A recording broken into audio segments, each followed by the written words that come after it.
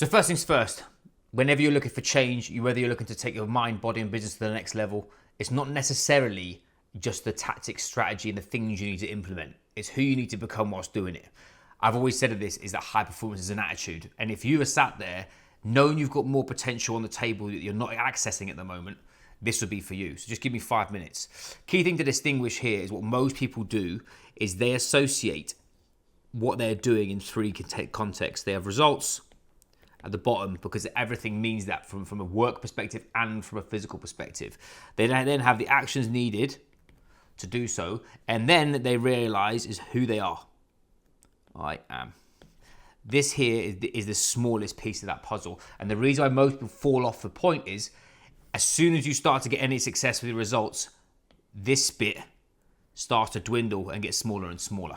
Now, what I'd like you to think about this instead is actually shifting to a high performance identity.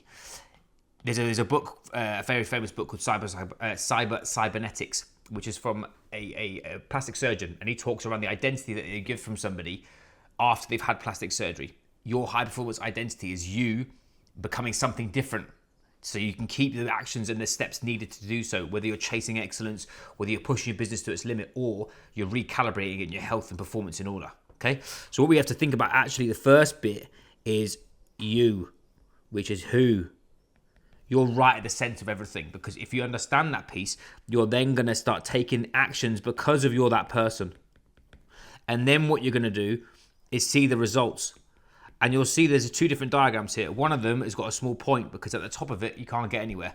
This is like a ripple effect when it comes down to your high performance. And that's the difference that's going to make the difference for you to have actually find and have access to your current standard. Now, what we do distinguish from our side of things is understanding the principles that give you access to this mean that when we're actually looking for you to actually elevate your standard and push yourself, it's when, how, why, and what. Okay? When does it need to happen? How does it need to happen? Why does it need to happen? And this is the one that most people don't associate with, is actually what to do. Have you ever had that question about what your why is? If I'm a new parent, George is 16, 17 months, my whole identity has shifted about what that actually means to me. My why is obvious, but what I need to do is more important. And that's the difference that's going to make the difference. So now we've started understanding about how to set your standard and who you need to become whilst you're doing it. Is that needs to be the difference that's going to make the difference when it comes down to you keeping your standard. Now, for me, inside Built for Pressure, we've got a 10-step process. That is, if you guys have read a book called Legacy by James Keir, it's about the All Blacks. What I love about the All Blacks is just anyone else can dream and think about the haka. It's an energy transfer thing. It's a state management thing. It's actually, if you control your state, you control the game. That's what I'll say to you.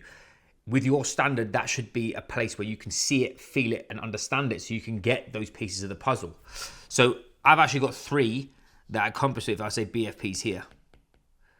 There's 3 core values and I've got 7 little ones in there.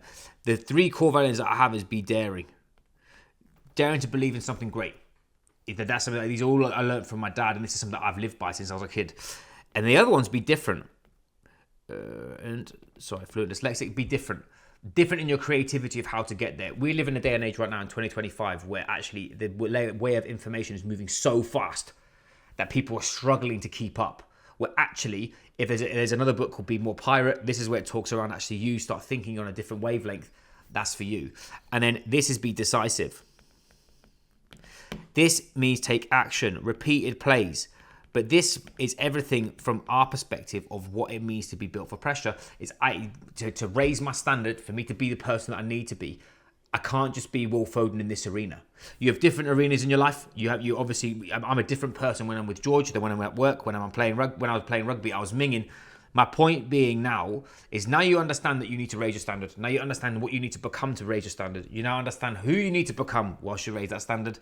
And lastly, you've recognized that actually you have to have something that you can verbalize and articulate, because if you can articulate something that means something to you, you're then going to have the ability for you to actually not only own it, you're going to embody it, and actually it's going to not devour you, and it's actually going to be part of you. That's going to be the name of the game. So then lastly, what we need to think about is actually what arena Does that mean arena means field? If anyone read stuff around like psychology and Todd Herman's work, it's around fields of play. If you've got you in the middle, and then you've got different fields that come off it.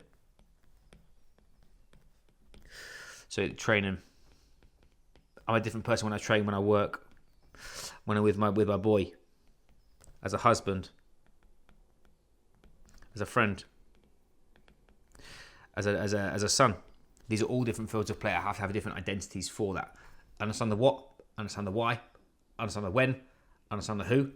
You have all those pieces of the puzzle. You're then not going to be alienated and feel like you're failing. You're going to realize that this is actually an adaptive process that keeps moving with you.